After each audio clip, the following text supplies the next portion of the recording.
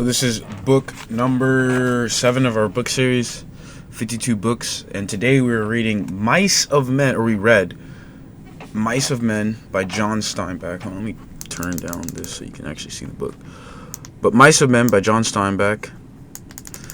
This is a classic, one of the best books I've ever read. I read this when I was 12 years old. My dad recommended it to me. When I read this book, it really gave me a great understanding of companionship and understanding that, people have companions and how to have a sense of companionship. So it really helped me just be a better listener, helped me be friends with people, understand relationships, be more selfless in them. But I think reading it again, what it really showed me was the intricacies of companionship and how relationships can be in different forms. A lot of times relationships form because people are just lonely, and this loneliness is the thing that ultimately will bring people together.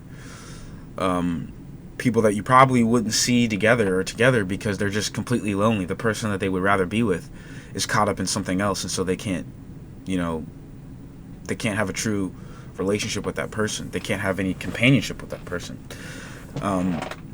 And I think that was really big in my life and everything that I've seen, because there's different relationships that we have. So physically you might be with someone because they're just the only thing that's there. And it might be a negative relationship, but that's because, it's whatever they are. And negativity and positivity, what they express is that human beings want to have companionship with someone, even if it's negative or it's positive. One of the first books, and this ties into one of the first books, was about management and organizational behavior, was actually that there are strokes that you can have psychologically, negative or positive, and people want these strokes, negative or positive. The mind craves it. The body's made to do this. And if you don't get those, then it's just your mind's what's going on? So it's kind of cool seeing this and seeing that.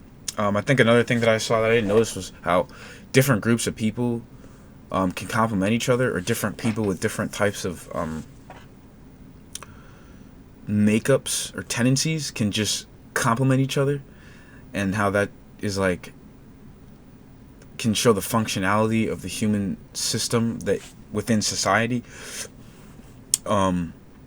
And yeah, so it was really kind of cool, and kind of really showed the duo companionship versus I guess you could say larger quantities of companionship.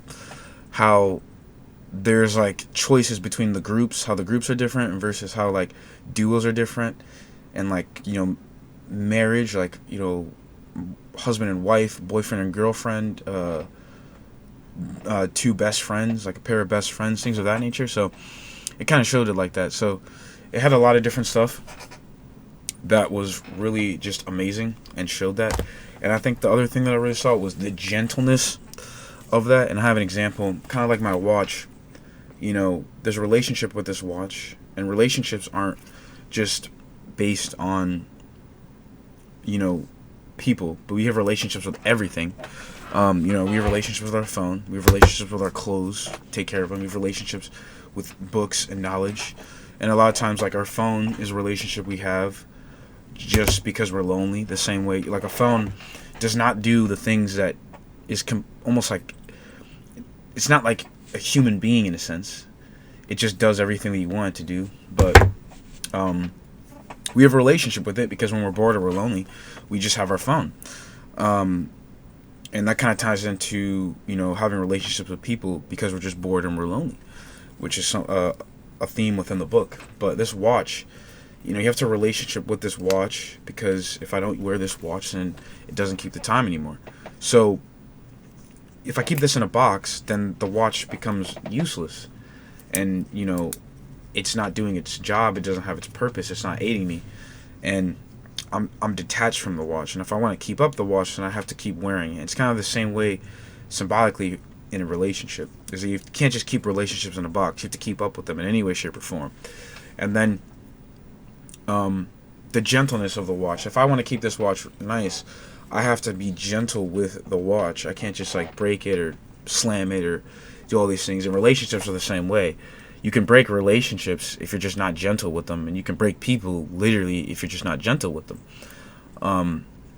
And so there's an element of self-control and an element of understanding and respecting the boundaries. I can't love this watch too much, and then I'm like throwing it, and I'm like, then it's broken. So I really like those very subtle undertones that really show the differences between relationships and how they kind of come together. But yeah, it's a beautiful narrative, and it showed me a lot of stuff, and I would recommend it to anyone. Read it again if you haven't read it. It's not that long of a book, but it's actually a great book. And yeah, I would give this book a 5 out of 5. Legitimately, I think this is going to be the first 5 out of 5 book. But yeah, this book is amazing. It's an amazing book, and it has just so many. It's just so deep. It's honestly just so deep, and I think it's good for this challenge to have books that are, fictional, but also books that are in more informational, and are nonfiction. There's a balance between the two, because nonfiction can be great, but you really see the applications of the things that you've learned in nonfiction when you see them within fiction, and you use those skills that you've gotten to analyze everything. So this is an amazing book, and it was a great book that we put on here. So we're gonna have more fiction books on this. You guys can recommend books as well in the comment section. But Mice of Men, 5 out of 5, and I would highly recommend this. So have a great day, and I'll see you on book 8.